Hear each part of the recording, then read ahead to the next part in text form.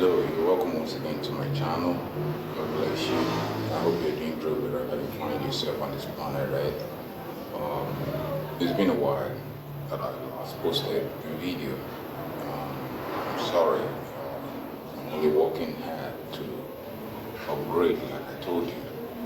Though things are still on the works. Excuse me.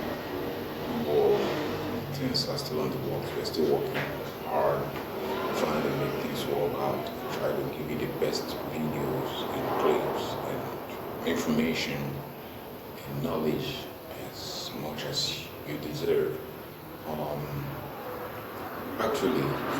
Today I want to talk about the Afcon that happened last year. Was it last year? Yeah, last year slash this year in Morocco. A lot has been happening about that competition.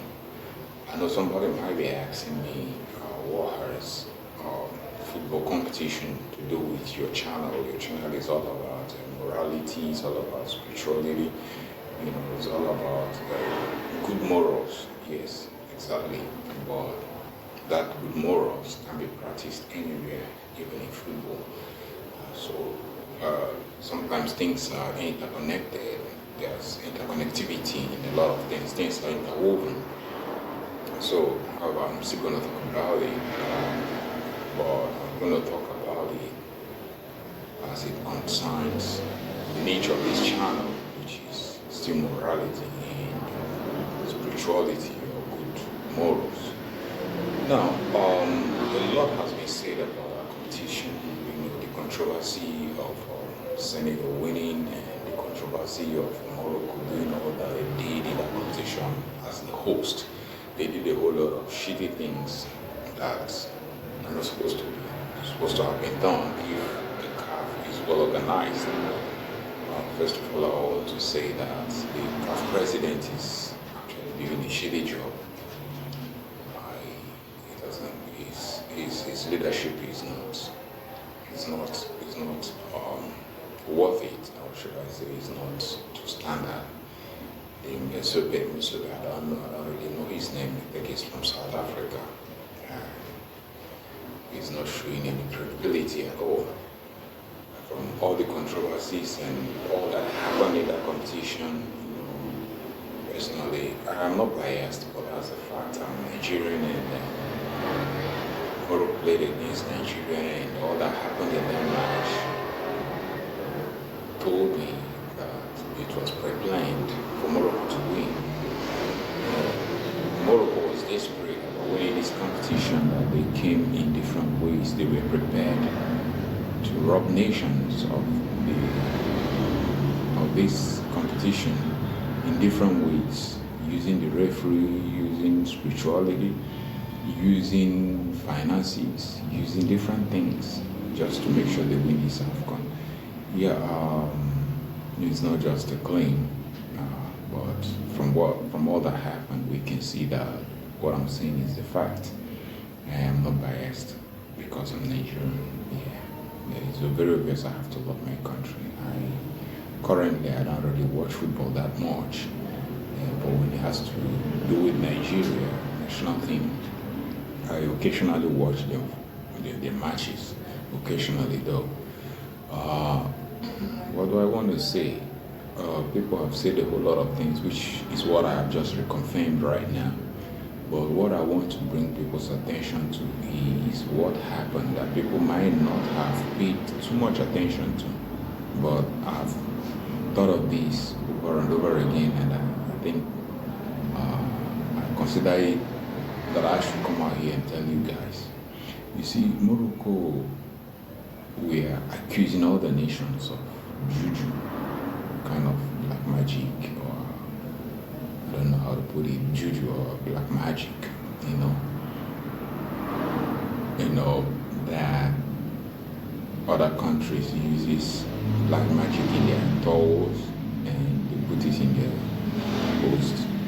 But if those things were effective, as Moroccans were claiming, that means maybe a country like Nigeria or Senegal who should have won this Afcon 100 times.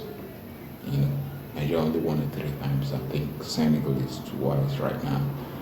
If those things they were claiming to actually carry out the misconduct were true, perhaps Nigeria would have been winning their 100 Afcon title right now, and Senegal maybe 100 too.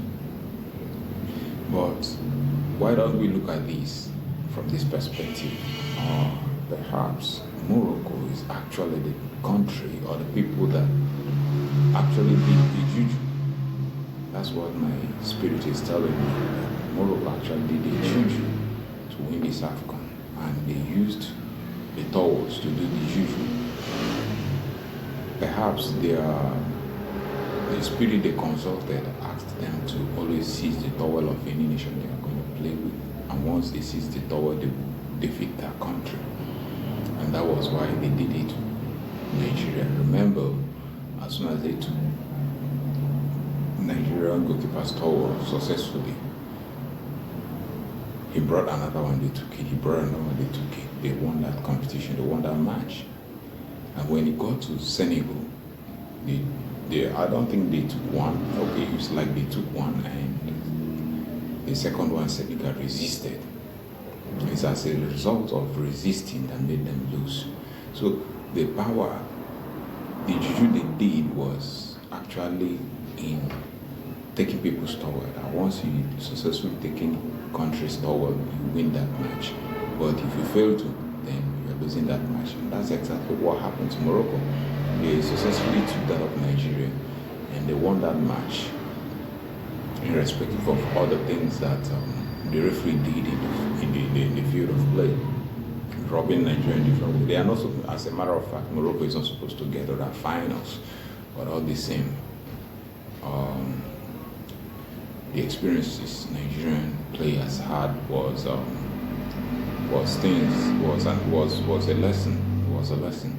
So when they got to Morocco, when they got to Senegal refused to allow their towel because it's like they had an insight, or they discerned that if that towel is successfully stolen, then they are going to lose that match. And that was why they insisted.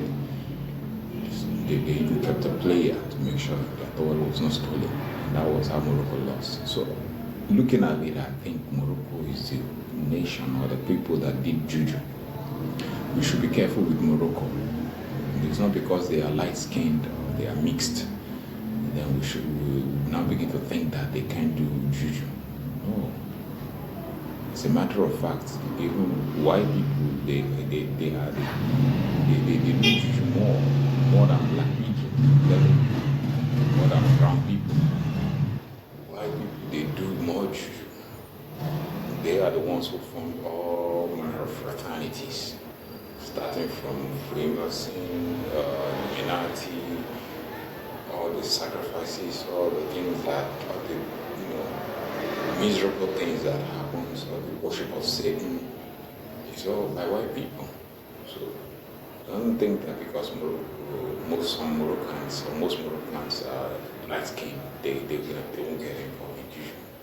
They do get involved in juju, and as a matter of fact, I believe that the juju they did told them to always steal towels. As soon as they steal towel, they win the match. Unfortunately for them, as God may have it, they couldn't steal that of Senegal, and that was why Senegal won them. They are supposed to have been knocked out of this competition far before they got to finals. But because of their juju, they got to finals. So in the next competition, or other competitions coming, people should watch out for Morocco, because it seems they are a nation of juju. They really get involved in mysterious sense. I've always known that life is spiritual. Like I've always said in this channel, life is spiritual. So a lot of people get into things, do a lot of things in order to succeed. Only few depend on God, Elohim, Jehovah, the Adonai. Only few depend on Him to succeed. So Arab country, Muslim country like that, you don't expect them to depend on Adonai. Christ to succeed. They do a lot of things. In fact, what they did with the referees should tell you that they are willing to do anything possible. They are willing to go diabolical just to win the Afcon. Imagine even getting legal assistance in order to cancel the title, to take away the title that has been concluded for like 2 months or 3 months right now, and they went to one stupid board to cancel the competition. That's to tell you how desperate they are and how diabolic they are too, and how they really want to win this competition by all means, by every means, by hook or crook. So this calls for a closer watch at Morocco. Morocco is a very diabolical nation, I must say. Okay, that's what I just want to tell you. God bless you, and see you next time. Subscribe to my channel and share it, leave a comment. If you have a contribution into what I've just said right now, you have the opportunity to tell me about it in the comment section. God bless you.